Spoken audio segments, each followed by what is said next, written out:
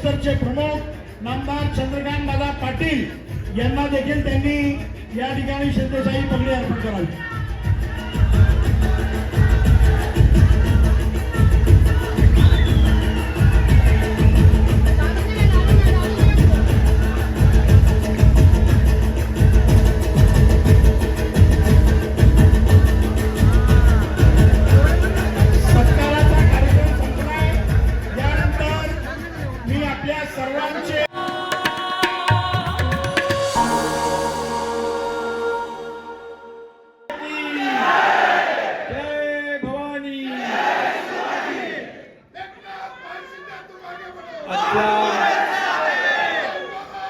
महायुतीच्या सर्व पदाधिकाऱ्यांच्या मेळाव्याला उपस्थित राज्याचे आदरणीय उपमुख्यमंत्री अजितदादा पवारजी, उच्च तंत्र शिक्षण मंत्री चंद्रकांत दादा पाटीलजी,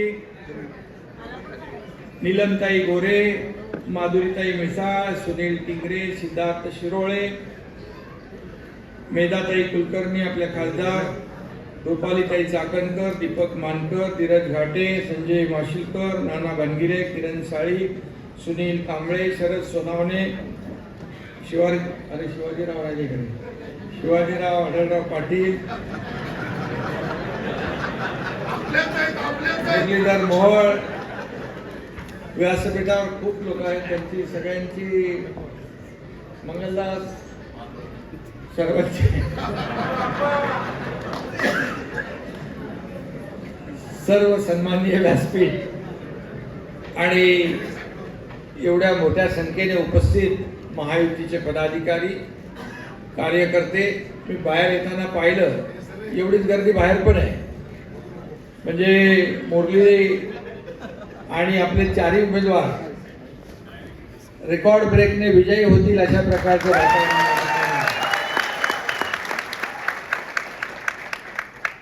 कारण जेव्हा कार्यकर्ता चार्ज होतो, हे आपल्या महायुतीचं वैशिष्ट्य आहे. महायुतीमध्ये आपल्या शिवसेना, भाजपा, राष्ट्रवादी, RPI, रासप अनेक आपले मित्रपक्ष आहेत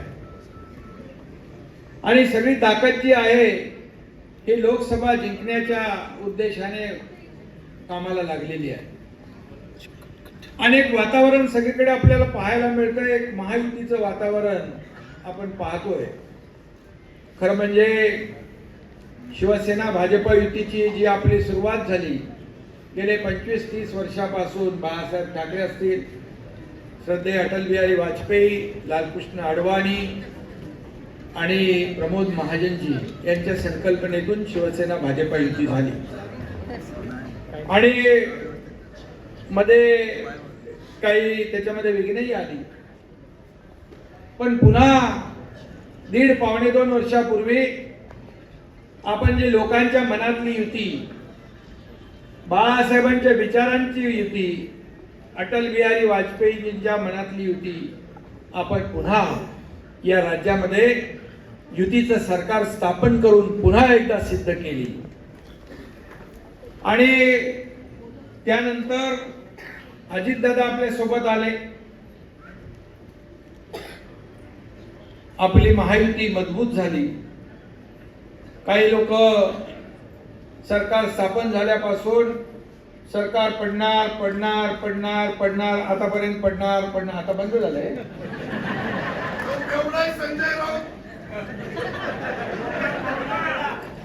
आता या निवडणुकीमध्ये मनसेने देखील आपल्याला पाठिंबा दिलाय. शेवटी अजितदादा देखील आले त्यावेळेस मोदी साहेबांचं नेतृत्व, त्यांच्या विकासाच्या विजनवर देशाला प्रगतीकडे नेण्याचं काम, देशाला महासत्ता बनवण्याचं स्वप्न आणि देशाची प्रगती आणि आर्थिक जी काय अर्थव्यवस्था मजबूत करणं, या सगळ्या ज्या काही बाबी आहेत या लक्षात घेऊन आणि या राज्यामध्ये जे विकासाचं पर्व आलंय, राज्यात जे आपण विकास करतोय, या सगळ्या हे सगळे मुद्दे घेऊन अजितदादा देखील सोबत आले. आणि म्हणून मोदीजींच्या विकास नीतीमुळे आपली महायुती भक्कम होत चाललेली आहे. मोदीजींच्या सभा रामटेकला झाली, चंद्रपूरला झाली. एक वेगळं वातावरण या राज्यामध्ये आपण पाहतोय, देशामध्ये पाहतोय. तामिळनाडूची सभा आपण पाहिली, साऊथ मधल्या सभा पाहिल्या, रोड शो पाहिले. या संपूर्ण देशभरामध्ये एक मोदी लाट निर्माण झालेली आहे आणि खऱ्या अर्थाने लोकांनी ठरवलंय की पुन्हा एकदा आपल्याला मोदी सरकार आणायचं. मोदीजींनी नारा दिलाय, अब की बार 400 पार जो नारा दिलाय आणि आपल्या महाराष्ट्रामध्ये देखील आपला मोठा सिंहाचा वाटा त्याच्यामध्ये असला पाहिजे. आणि म्हणून आपण महाराष्ट्रातून अब की बार 400 इकडे नाहीत, 45 पार. अरे 45 पार मध्ये 48 पण जाऊ शकतो आपण. त्यामुळे आपण पुण्यातल्या महायुतीचे आपले उमेदवार मुरलीधर मोहोळ आहेत, इथे आपले आढळराव पाटील आहेत आणि तिसरे आपले सुधन बारणे आहेत आणि सुनेत्राताई पवार आहे. हे सगळे चारही उमेदवार आपले आहेत आणि चारही मतदारसंघामध्ये एक महायुतीची लाट आहे. आज खरं म्हणजे इथे मुरली अण्णाला दिवंगत गिरीश बापट यांचा वारसा पुढे चालवायचा आहे. खऱ्या अर्थाने गिरीश भाऊंचं देखील खूप चांगलं काम गेले अनेक वर्ष आपण पाहिलं. माझे त्यांचे अतिशय जिव्हाळ्याचे संबंध होते. विधानसभेमध्ये असताना त्यांनी खूप काही त्यांच्याकडून शिकायला मिळालं. अतिशय प्रेमळ आणि जेव्हा जेव्हा अडचण यायची तेव्हा मार्गदर्शन करणारा असा एक मोठ्या भावासारखा गिरीश भाऊ. त्यांच्या सोबत काम आम्ही केलं. चंद्रकांत दादा असतील आणि त्यांनी देखील जे पुणेकरांचे प्रश्न मांडले त्याला सोडवण्याचा प्रयत्न केला. पुण्याच्या विकासाच्या दृष्टीने ते सातत्याने झटत होते आणि तसाच खासदार पुण्यातून दिल्लीत जाणार आहे आणि त्यासाठी आपण या ठिकाणी सगळे उपस्थित आहोत. अयोध्येतल्या राम मंदिराच्या सोहळ्या अगोदर पुण्यात 2 धागे श्रीरामासाठी असं केलं होतं ना आणि अशी मोहीम सुरू होती आणि पुणेकरांनी विणलेली वस्त्र अयोध्येतल्या प्रभू रामचंद्रासाठी धाडण्यात आली. आताही आपल्या मतांची अशीच वस्त्र विणून ती दिल्लीमध्ये आपल्याला पाठवायची आहेत आणि त्यासाठी आपण या ठिकाणी तिथं आता भाऊ तात्या कोणी नाही, मुरली अण्णाच निवडून येणार आणि त्याने बूथवरील कार्यकर्ता एक खासदारकीचा उमेदवार असा प्रदीर्घ असा प्रवास केलाय. खरं म्हणजे मोदी साहेब काली दोन्ही बैठकांमध्ये सभांमध्ये म्हणाले की आपल्याला बूथ जिंकायचे आहे, बूथ लेवलला काम करायचं आहे, बूथवर जे काम आपण करू ते महत्वाचं आहे. मगाशी अजितदादा म्हणाले की बूथवरचा आपला कार्यकर्ता, बूथवरचा जो आपला पदाधिकारी आहे त्यांनी मतदारांना काढणं आवश्यक आहे. उन्हाळ्याचे दिवस आहेत, मतदान जास्तीत जास्त झालं पाहिजे आणि हा मतदार जो आहे हा देशामध्ये आपल्याला पुन्हा मोदी साहेबांना निवडून आणण्यासाठी मतदान करणार आहे. आणि म्हणून आपल्या ज्या निशाणी आहेत आपल्याला माहित आहे, त्या समजवण्याची देखील कार्यकर्त्यांना आवश्यकता आहे. आणि म्हणून मुरली अण्णा प्रभावी खासदार होतीलच. मी आता मगाशी बोलत होतो त्यांच्याकडे कुटुंबामधूनच पैलवान किती वाजता आलाय म्हणजे वाटत नाही पैलवान एकदम. चंद्रकांत दादा म्हणाले ते तिकडे तालमीत होते कोल्हापूरला 6 वर्ष आणि त्यामुळे महाराष्ट्र केसरी स्पर्धेमध्ये देखील त्यांनी मोठे योगदान दिलं आणि खऱ्या अर्थाने मग पैलवान असल्यावर कधी कुठला डाव टाकायचा ते त्याला माहित असतं आणि म्हणून आखाडा तर मुरली मोळ जिंकणारच अशा प्रकारचा एक विश्वास या ठिकाणी आणि स्वार्थासाठी राजकीय आखाडे बदलणारा पैलवान या पैलवान समोर काय टिकणार नाही, टिकाव धरणार नाही. त्यामुळे तरी असं असलं तरी सुद्धा आपल्याला अलर्ट राहणं गरजेचं आहे, जागरूक राहणं गरजेचं आहे. पुणे विद्येचं माहेरघर आहे.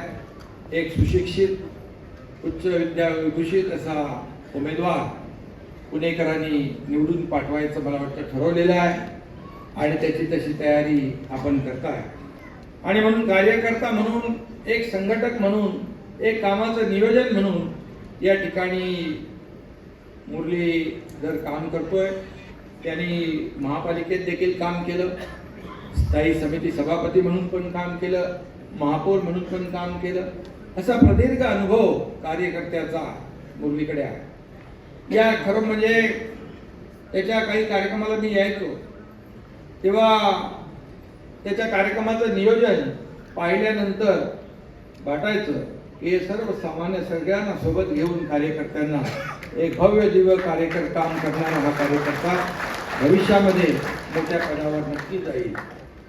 आणि खऱ्या अर्थाने एक सर्वसामान्य कार्यकर्ता जेव्हा कुठलीही अपेक्षा न ठेवता काम करतो तेव्हा त्याला ही सगळी पदं आपोआप मिळत जातात. आणि म्हणून आज लोकसभेमध्ये आपल्याला 45 पेक्षा जास्त खासदार पाठवायचे आहेत.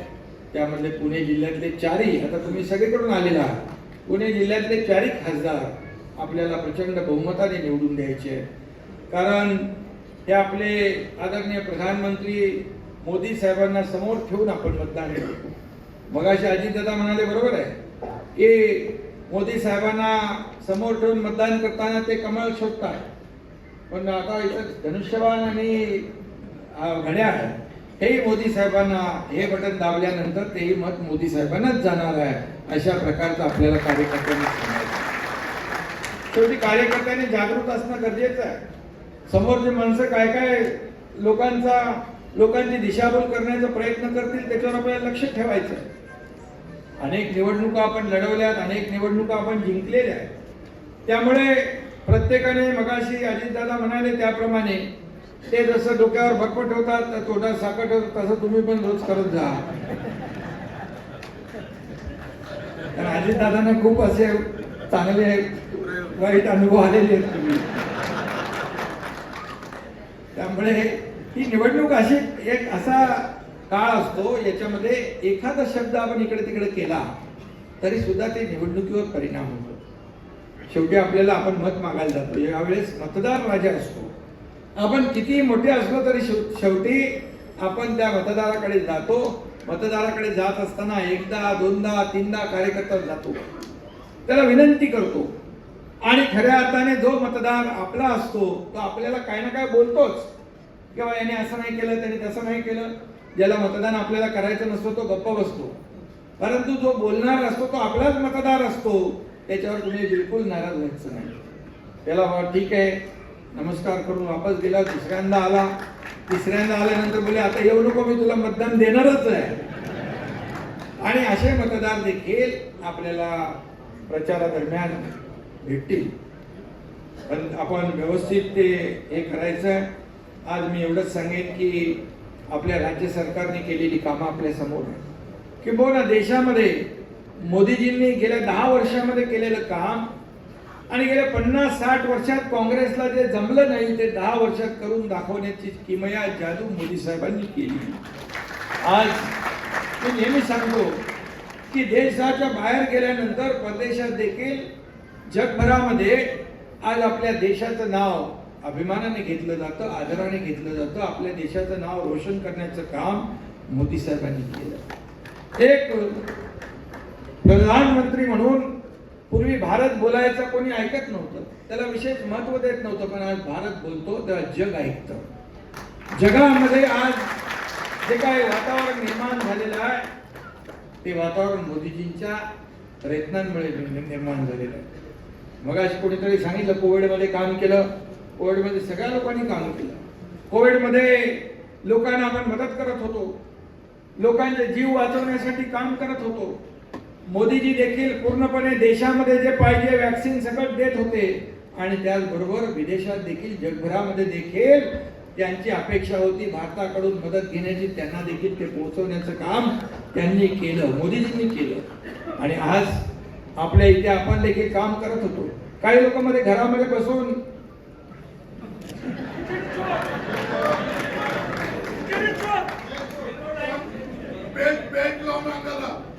फेसबुक लाईव्ह, आता ते मोदीजींवर टीका करायला लागले. मी त्यांना म्हणालो मोदीजी काय लक्ष देत नाही, मोदीजींनी जरा वक्री दृष्टी केली तर काय होईल, फेसबुक लाईव्ह करणारा फेस येईल. काल म्हणालो मी हाती चलता है बाजार ज्याने तो मैंने बोलतो. आणि म्हणून अशा परिस्थितीमध्ये आपण जे करतोय, आपण काय बोलतोय, कुणावर बोलतोय याचा विचार केला पाहिजे. आणि मला वाटतं पुण्यामध्येच कोविडमध्ये भ्रष्टाचार कुठल्या तरी हॉस्पिटलमध्ये पुण्यामध्येच झाला. पुण्यामध्ये भ्रष्टाचार, कोविडमध्ये आपण काम करत होतो, लोकांचे जीव वाचवत होतो आणि काही लोक कोविडमध्ये देखील भ्रष्टाचार करत होते. खिचडीमध्ये भ्रष्टाचार करत होते, डेड बॉडी बॅग मध्ये भ्रष्टाचार करत होते, ऑक्सिजन प्लांट मध्ये भ्रष्टाचार करत होते. हे कुठं फेडणार? आणि म्हणून आज महायुती म्हणून आपण जे काम करतोय ते काम या ठिकाणी लोकांपर्यंत पोहोचवायचं आहे. आपल्या सरकारने देखील केंद्र सरकारच्या मदतीने आज जे काही काम केलं, आज सगळीकडे आज पुण्यामध्ये देखील आपण मेट्रोचं काम करतोय, मेट्रोचा विस्तार करतोय, रस्ते करतोय, पूल करतोय. या ठिकाणी भिडेवाड्यामध्ये महात्मा ज्योतिबा फुलेंची आपली शाळा जी आहे ती आपण त्याचा निर्णय घेतलाय. आज महात्मा फुले जयंती आहे, त्यांना विनम्र अभिवादन करतो मी. लहुजी साळवेंचं स्मारक ते आपण घेतलं. अनेक कामं आपण करतोय सरकारच्या माध्यमातून. आज शेतकऱ्यांना जे केंद्र सरकारने 6,000 रुपये दिले त्याच्यात आणखी आपण 6,000 टाकले, 12,000 रुपये शेतकऱ्याला दरवर्षी मिळणार. 1 रुपयामध्ये पीक विमा देण्याचं आपण ऐतिहासिक निर्णय घेतलाय. राज्य पहिलं राज्य आहे. लेख लाडकी लखपती योजना आपण सुरू केली. 18 वर्षापर्यंत त्या मुलीच्या खात्यामध्ये 1 लाख रुपये जमा होती. आज महिला सक्षमीकरण आपण करतोय. बचत गटाच्या माध्यमातून त्यांना रिव्हॉल्विंग फंड आहे तो डबल केला. सीआरपीचं मानधन डबल केलं. पहिला महिलांना 50% एसटी मध्ये सवलत दिली. आता महिला भगिनी सांगतात आपल्या घरच्या मालकाला तुम्ही जरा थांबा, मी अर्ध्या तिकिटात बाजार करून येते. आज एसटी लॉस मध्ये होती. महिला भगिनींना 50% करून देखील ती एसटी आता पुढे जाते. ज्येष्ठांना देखील आपण सवलत दिली. असे अनेक निर्णय आपण घेतले. आणि सिंचनाचे प्रकल्प आघाडीच्या काळामध्ये, महाविकास आघाडीच्या काळात होतो आपण दादा, 2 का 3 स्वतः सुप्रमा दिल्या. आपण 120 सुप्रमा दिल्या. जवळपास 15 ते 20 लाख हेक्टर जमीन पाण्याखाली. हे सगळं केलं आपल्या सरकारने. आपलं सरकार जे महायुतीचं सरकार, ज्या प्रत्येक कॅबिनेटमध्ये सर्वसामान्य लोकांच्या हितांचे निर्णय आपण घेतले. कुठलाही निर्णय राज्यकर्त्याच्या हिताचा आपण घेतला नाही, लाभाचा घेतला नाही. शासन आपल्या दारी हा कार्यक्रम केला आपण. आज योजना होत्या, लाभ होते, सगळं होतं, परंतु लोक कटकट म्हणून त्याचा पाठपुरावा करून चक्रा मारून कंटाळून जायच्या. सरकारी काम 6 महिने थांब हा शब्द आम्ही काढून टाकायचा ठरवला. आणि म्हणून शासन आपल्या दारी एका जागेवर जाऊन एका छताखाली त्यांना ज्या योजना देण्याचा निर्णय आम्ही घेतला. जवळपास 5 कोटीपेक्षा जास्त लाभार्थी त्यांना लाभ आपल्या शासन आपल्या दारी या योजनेतून मिळाला. हे सरकारचं काम आहे. हे सर्वसामान्यांचं सरकार आहे, गोर गरिबांचं सरकार आहे, उद्योग आणणारं सरकार आहे. आता आपण परदेशी गुंतवणुकीमध्ये महाराष्ट्र देशात नंबर 1 ला आहे. आज आपण दावोस मध्ये वर्ल्ड इकॉनॉमिक फोरम मध्ये गेल्यानंतर तिथे 3,73,000 कोटींचे करार झाले. आज रोजगार मिळेल, लोकांच्या तरुणांच्या हाताला काम मिळेल. भरतीवर बंदी असलेली आपण काढून टाकली. आणि म्हणून हे एक निर्णय आपण घेतोय. मुलांना मुलींना शिक्षण मिळालं पाहिजे यासाठी सरकारने अनेक योजना आणलेल्या आहेत. आणि म्हणून आज हे कामं जी आहेत ही कामं आपल्याला लोकांपर्यंत पोहोचवायची आहे आणि म्हणून ही कामं तुम्हाला मतदारांपर्यंत जाताना खाली मान घालण्याचं आम्ही काम ठेवलेलं नाही. कारण 1.5-2 वर्षामध्ये एवढी कामं केलेत, एवढे निर्णय घेतलेत की त्याची एक पुस्तिका बनवली आणि लोकांना दिली तर ती कामं लोक वाचतील एवढं काम केलेलं आहे. मागच्या 2.5 वर्षामध्ये काय होतं, सगळं बंद होतं. जी अजितदादाही होते की मी होतो, चालू असलेली कामं बंद ठप्प पाडली होती. अहंकारामुळे, वैयक्तिक इगोमुळे राज्यकर्त्यांनी कधी अहंकार ठेवायचा नसतो.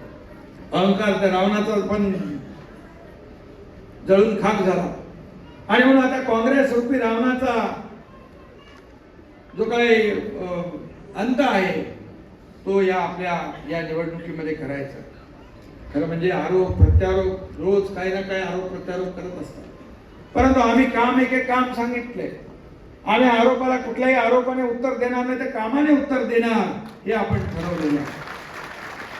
आणि म्हणून हे राज्य सर्वसामान्य लोकांचं, हे आपलं राज्य आहे, अशा प्रकारची भावना मनामध्ये निर्माण करण्यामध्ये आपल्याला यश मिळालं. आणि म्हणून या योजना ज्या आहेत, या योजना आपण या ठिकाणी लोकांपर्यंत पोहोचवण्याची आवश्यकता आहे. आज पूर्वी 2014च्या पूर्वी आपण जर पाहिलं तर काय होतं, घोटाळे, बॉम्बस्फोट, भ्रष्टाचार काय ऐकत होतो आपण. पण आज आपण पाहतोय, मग तेव्हा कट, कमिशन, करप्शन फर्स्ट वाले होते, आता मोदीजी नेशन फर्स्ट वाले आहेत. आज पहिलं राष्ट्र, पहिला देश आणि नंतर सगळं. आणि म्हणून 2014 नंतर जर आपण पाहिलं तर या राज्याला, या देशाला प्रगती पथाकडे नेण्याचं काम मोदीजींनी केलं. आणि म्हणूनच आज सगळे म्हणतात मोदी है तो मुमकिन है. 370 कलम असेल, राम मंदिर असेल, राम मंदिर देखील स्वप्नवत होतं. कोट्यावधी हिंदूंचं स्वप्न राम मंदिर बांधण्याचं होतं. बाळासाहेबांचं देखील स्वप्न होतं. ते म्हणाले मला एक दिवस प्रधानमंत्री करा, मी अयोध्येचं राम मंदिर बांधेन आणि काश्मीरचं 370 कलम हटवून दाखवेन. हे स्वप्न देखील मोदीजींनी पूर्ण केलं, आम्ही द्वैंनी पूर्ण केलं. आणि म्हणून या देशामध्ये जे 2014 नंतर या 10 वर्षामध्ये काम केलंय, हे काम आपल्याला मोजता येणार. रस्ते झाले, विमानतळ झाली, रेल्वे झाली, कितीतरी योजना झाल्या, महिलांसाठी झाल्या, ज्येष्ठांसाठी झाल्या, तरुणांसाठी झाल्या. आणि म्हणून आज आपल्याला केंद्र आणि राज्य सरकार, या डबल इंजिन सरकारने जे काम केलेलं आहे लोकांपर्यंत पोहोचवण्याचं काम कार्यकर्त्यांनी करायचं. हा उमेदवार माझा चांगला कसा आहे, हा उमेदवार तुम्हाला न्याय कसा देईल, हे तुम्हाला समजावून. प्रत्येक उमेदवार आपल्या लोकसभेचा प्रत्येकाकडे पोहोचू शकत नाही, परंतु ते पोहोचण्याचं काम जे असतं ते कार्यकर्त्याचं असतं. आणि म्हणून ते काम आपण करणार आहात. कार्यकर्ते एवढे प्रचंड आहेत की मला वाटतं आपले 4ही उमेदवार निवडून आल्याशिवाय राहणार नाहीत. आणि फक्त एवढंच नाही, हे कार्यकर्ते, हे पदाधिकारी, हे स्वतः उमेदवार म्हणून काम करतात, उमेदवार बनून काम करतात. मी उमेदवार आहे, माझा उमेदवार आहे, माझ्या उमेदवाराला मतदान करा. आणि ते त्यांना आश्वासन देत असतात लोकांना की आमचा उमेदवार निवडून आल्यानंतर तुमची जी कामं असतील ते आम्ही करू. फक्त मुरलीधर, अडळराव, आपण सगळे अनुभवी आहात. हे कार्यकर्ते दिवस रात्र मेहनत करतात, अगदी स्वतः उमेदवार बनूनच काम करतात, उन्हातान्हामध्ये फिरतात, चाळीमध्ये जातात, झोपड्यांमध्ये जातात, बिल्डिंगमध्ये जातात, शेतकऱ्यांकडे जातात, सगळीकडे जातात आणि आपल्या महायुतीला विजयी करा म्हणून सांगतात. फक्त एवढंच आहे, आपण निवडून आल्यानंतर हे कार्यकर्ते जे आहेत त्यांचं छोटं मोठं काही काम असेल, हॉस्पिटल आहे, पोलीस स्टेशन आहे, काय आहे, हे आपल्याला